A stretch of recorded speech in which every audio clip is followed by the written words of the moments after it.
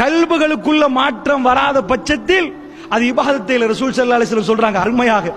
சஹாபாக்கள் இருக்கிற நேரம் சொல்றாங்க, ஒரு சொர்க்கவாசி உங்களுக்கு சொல்லட்டுமான்னு கேட்கிறாங்க. இப்பொழுது ஒருவர் வருவார், அவரை பார்த்துக் கொள்ளுங்கள், அவர் சொர்க்கவாசி என்றாங்க. ஒருவர் வருகிறார், அவருடைய இடது கையிலே தன்னுடைய செருப்புகளை எடுத்திருக்கிறார், தாடியில் தண்ணீர் வடிகிறது, தட்டுறார்.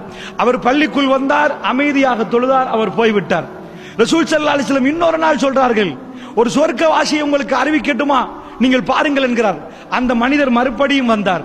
அல்லாஹ்வுடைய நல்லடியார்களே, அப்துல்லாஹ் இப்னு அம்ர் இப்னு ஆஸ் ரலியல்லாஹு அன்ஹு அவர்கள், அவர் என்ன பண்றாரு உங்களுக்கு எல்லாம் தெரிந்த ஹதீஸ்.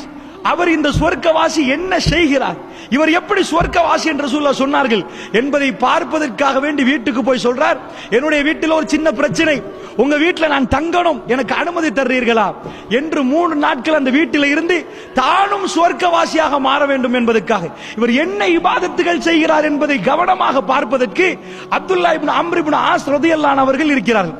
இருந்தா அவர் வளமையாக ஒரு மூமின் என்ன இபாதத்து செய்வாரோ அவ்வளவுதான் செய்கிறாரே தவிர கூடுதலாக எதையுமே அவர் பார்க்கல. அதற்கு பிறகு அவர் தங்கிவிட்டு அவர் நிஜத்தை சொல்கிறார்.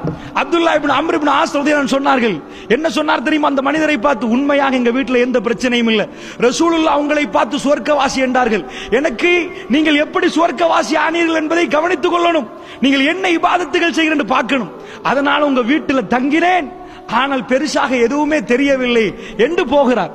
அவர் அழைத்தார்.